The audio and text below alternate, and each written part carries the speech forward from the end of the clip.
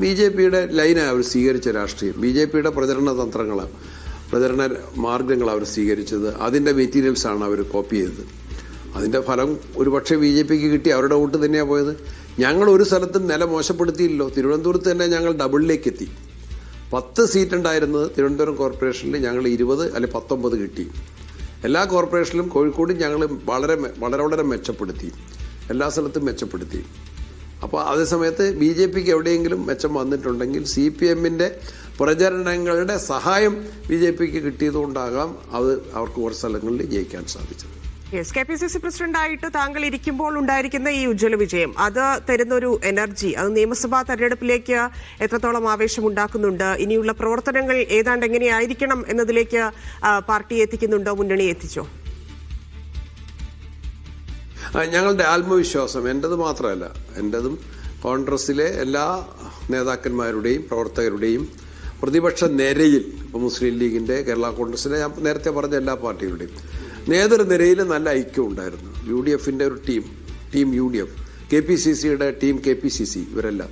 ഞാൻ ഒറ്റയ്ക്കല്ല എന്ന് ഞാൻ KPCC പ്രസിഡന്റായിട്ട് 7 മാസം തികഞ്ഞു ആ ചുമതല ഏറ്റെടുത്തിട്ട്. ഞാൻ പലവട്ടം ആവർത്തിച്ച് പറഞ്ഞിട്ടുണ്ട്, ഞങ്ങളൊരു ടീമാണ്. മുതിർന്ന നേതാക്കന്മാരുടെ ഉപദേശ നിർദ്ദേശങ്ങൾ സ്വീകരിക്കുന്നു. യങ്സ്റ്റേഴ്സിനെ പൂർണ്ണമായിട്ട് കൂടെ നിർത്തുന്നു. നമ്മുടെ KSU പ്രവർത്തകർ, MSF പ്രവർത്തകർ, അവരെത്ര അടി മേടിച്ചിട്ടാണ്, എത്ര പൊരുതിയിട്ടാണ് കലാലയങ്ങളിലും യൂണിവേഴ്സിറ്റികളിലൊക്കെ അവർക്ക് ജയിക്കാൻ സാധിക്കുന്നത്. യുവജന സംഘടനകൾ എത്രയോ അക്രമ സമരങ്ങൾ, അവർക്ക് നേരെ എത്ര അക്രമ സംഭവങ്ങൾ ഉണ്ടായിട്ടുണ്ട്. എത്രയോ പോലീസിൻ്റെ, മുഖ്യമന്ത്രി തന്നെ പറഞ്ഞില്ലേ, രക്ഷാപ്രവർത്തനം എന്ന് പറഞ്ഞ മുഖ്യമന്ത്രിയുടെ പോലീസിൻ്റെ എത്രയോ മർദ്ദനങ്ങൾ അവർ ഏറ്റുവാങ്ങിയിട്ടുണ്ട്. കള്ളക്കേസിൽ എത്ര കുടുങ്ങിയിട്ടുണ്ട്. അവരുടെ എല്ലാം വലിയ കോൺട്രിബ്യൂഷൻ ഉണ്ടായിട്ടുണ്ട്. പ്രവർത്തകർ വളരെ സജീവമായിട്ട് രംഗത്ത് വന്നിട്ടുണ്ട്. സ്ഥാനാർത്ഥികൾ ഏറ്റവും വിന്നബിലിറ്റി, അതാണ് ക്രൈറ്റീരിയ ആയിട്ട് നിശ്ചയിച്ചത്. ഹാർഡ് വർക്ക് ചെയ്തിട്ടുണ്ട്, ടീം വർക്ക് ചെയ്തിട്ടുണ്ട്.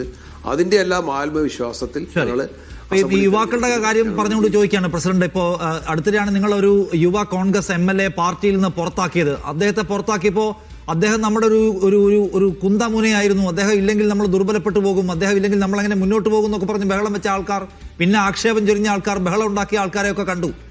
അതൊന്നും ഒരു കാര്യമായിരുന്നില്ല. അടിസ്ഥാനപരമായി UDF-ന് മുന്നോട്ട് പോകാൻ, കോൺഗ്രസിന് മുന്നോട്ട് പോകാൻ ഇങ്ങനത്തെ ഒരു പ്രത്യേക വ്യക്തികളുടെയോ സെലിബ്രിറ്റീസിന്റെയോ ഒന്നും ആവശ്യമില്ല എന്നുകൂടി തെളിഞ്ഞോ ഇന്ന്?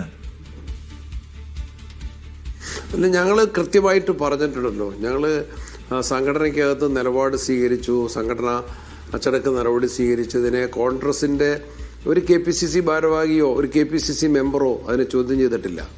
14 DCCകൾ, 282 ബ്ലോക്ക് കമ്മിറ്റികൾ, 1000-ലധികം മണ്ഡലം കമ്മിറ്റികൾ, ഒരു ബൂത്ത് കമ്മിറ്റി പ്രസിഡന്റ് പോലും അതിനെ ക്വസ്റ്റ്യൻ ചെയ്തിട്ടില്ല. ആർക്കെങ്കിലും അതിനെ സംബന്ധിച്ച് മനസ്സിലാക്കാൻ കഴിഞ്ഞിട്ടില്ലെങ്കിൽ അവരെ കൂടി മനസ്സിലാക്കാനുള്ള എല്ലാ സാവകാശത്തിലുള്ള നിലപാടും പുറത്താക്കൽ തീരുമാനം കൂടി ജനം ഏറ്റെടുത്തു, ഇല്ലെങ്കിൽ ജനം അംഗീകരിച്ചു എന്നാണോ വിലയിരുത്തുന്നത്? അംഗീകരിച്ചു, കൃത്യമായിട്ട് അംഗീകരിച്ചു. അത് ശക്തവും വ്യക്തവുമായ ഒരു തീരുമാനമാണ്, ഉചിതമായ തീരുമാനമാണ്. രാഹുലിനെ സംരക്ഷിച്ചിട്ടില്ല എന്നൊരു വിയോജിപ്പ് ജനത്തിന് നിങ്ങളോടില്ല, മറിച്ച് പുറത്താക്കിയ തീരുമാനമാണ് ശരി എന്നതിനുള്ള സാക്ഷ്യപത്രം കൂടിയാണ് ഈ ഇലക്ഷൻ റിസൾട്ട് എന്നാണ്. ഉറപ്പായിട്ട് ഞങ്ങളത് എന്ത് സാഹചര്യത്തിലാണ് പുറത്താക്കിയെന്ന് എല്ലാവർക്കും അറിയാം. അത് ആളുകൾക്ക് ബോധ്യപ്പെട്ടു. ഞങ്ങൾ പ്രവർത്തകരെല്ലാം അതുമായിട്ട് പാർട്ടി തീരുമാനം അംഗീകരിക്കുന്നവരനുസരിച്ച്.